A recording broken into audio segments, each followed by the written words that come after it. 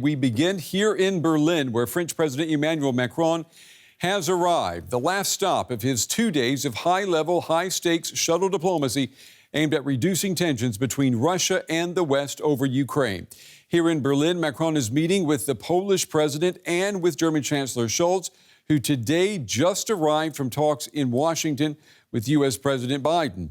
Scholz saying the West is speaking with one voice to deter Russia. Macron says he has assurances from the Kremlin that a de-escalation of the crisis is possible. It's been a busy 24 hours for world leaders as they engage in a diplomatic push to resolve the crisis on Ukraine's borders. Following a meeting with Ukrainian leader Volodymyr Zelensky on Tuesday, President Emmanuel Macron called for further dialogue. I believe that we have concrete, practical solutions that will allow us to move forward.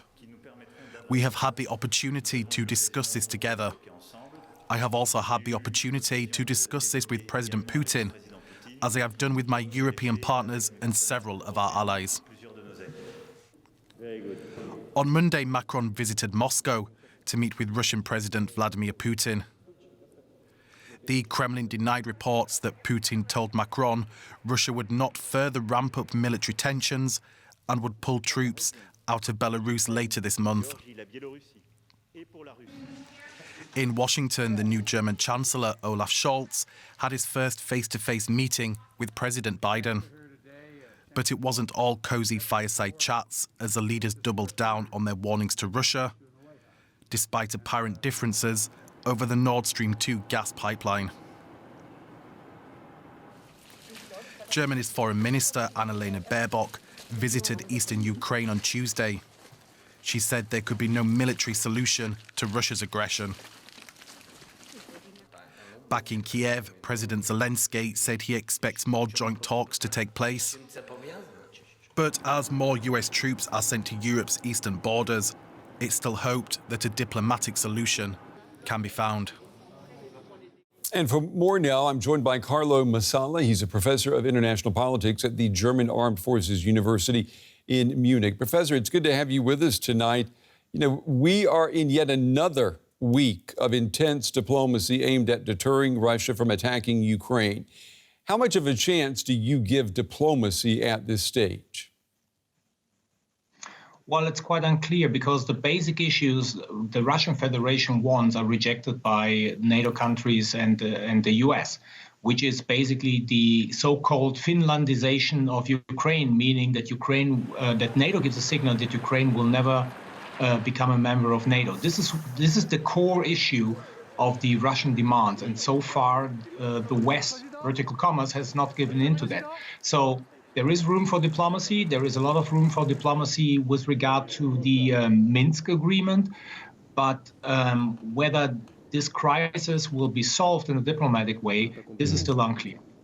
Yesterday at the White House, U.S. President Biden was very clear. If Russia invades Ukraine, the Nord Stream 2 pipeline, which links Germany and Russia, will be killed.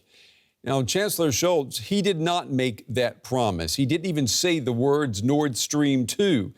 How do you explain this ambiguity? Well, actually, Nord Stream 2 is quite a hot issue here in Germany because there are some local politicians belonging to the Social Democrats, especially in Eastern Germany, especially Manuela Schwesig, who wants to stick to Nord Stream 2 because of economic reasons. So it's a very difficult position for the Chancellor to mention Nord Stream 2 specifically. But I think he made very clear that he doesn't oppose Biden in the idea that Nord Stream 2 will be part of the sanction when it comes to a Russian invasion in Ukraine. He repeatedly, I think, even when he went on CNN, he said all options are on the table and there will be hard and decisive sanctions, which means he agrees, basically, that Nord Stream 2 is part of the sanctioning package. And how do you explain, members of the German government saying that Nord Stream 2 has to be preserved as an economic part of this equation because there's no natural gas flowing through this pipeline yet? I mean, it has never delivered any natural gas to Germany. That's true, but I think that there are many reasons why part of the German politicians still stick to Nord Stream 2. First of all, they think that this is still a connection they have with Russia, and this makes puts Germany in a special position still to talk to Russia. Secondly, with the whole energy reform we are undergoing here in Germany, we need gas. Otherwise, basically, bills are getting higher and higher here if the winter time is coming. So that's the reason why they want to stick to it.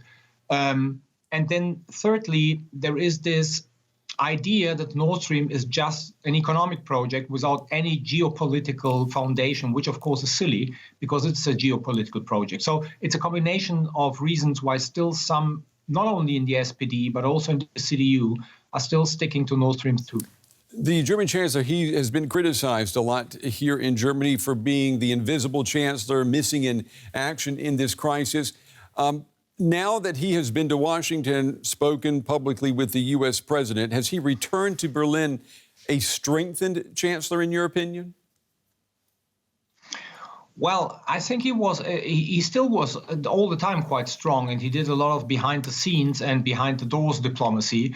He's not the guy who goes into public and speaks up, which is a mistake because this crisis is also about narratives and communication to deter Russia from an invasion.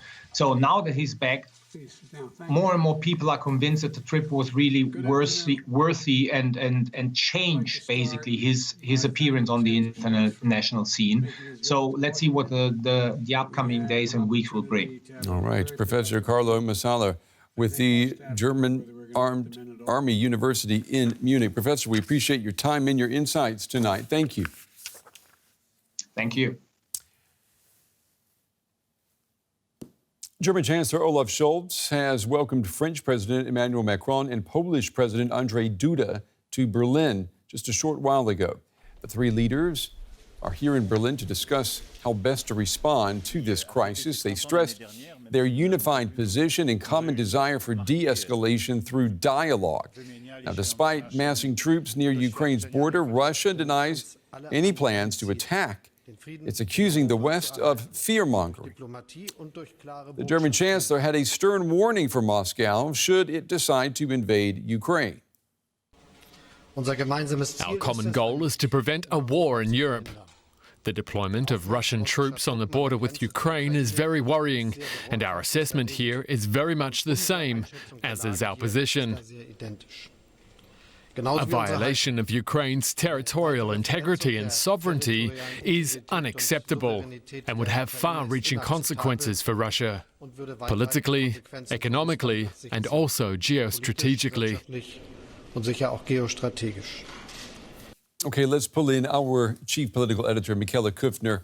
She's here in Berlin as well. Good evening to you, Michaela. So we've got the German Chancellor Scholz. He's hosting this meeting now with Macron and with the Polish President Duda.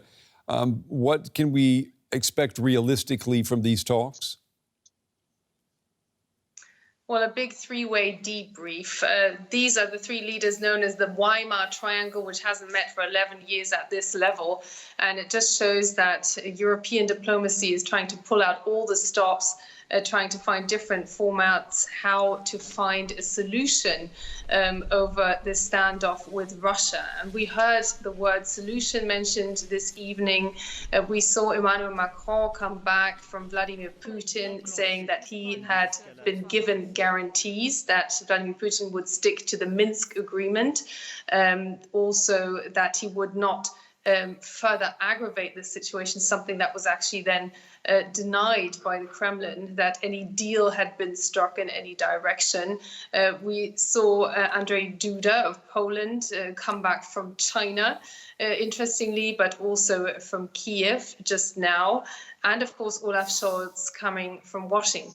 And the main focus was demonstrating unity and behind the scenes going through the nitty-gritty of what one might have to offer Russia in exchange for security guarantees. And Michaela, we are in another week of, frenetic shuttle diplomacy, but we've seen this before. We've seen it time and time again. Is this diplomacy isn't making any headway? Well, we're clearly in the deep end of it. we're into the territory where we talk about positive signals. I think that is something that Emmanuel Macron can claim for himself, that he brought that back. At the same time, we see these leaders stand together over Russia, yes, but coming from very different directions. When one just looks at the whole issue about Nord Stream 2, that direct pipeline linking Germany to Russia, and the role that Germany clearly has chosen here is not the country that aggravates any kind of climate with Russia, that won't deliver weapons to Ukraine, but is one of the biggest financiers of Ukraine, with almost 2 billion spent there on supporting the economy. Emmanuel Macron appears in the diplomatic lead with Vladimir Putin. He also holds the EU presidency. Germany has the G7 presidency. And Poland is currently leading the OSCE, which has become a key focus point for various levels of diplomacy. I don't expect any fast resolution of this, because if there's one thing Vladimir Putin is known for, is that he quite comfortably lives with frozen conflicts. Yeah, that's right. Everyone's trying to read his mind, which is exactly what he likes. DW's chief political editor, Michaela Kufner, with the latest tonight here in Berlin. Michaela, thank you.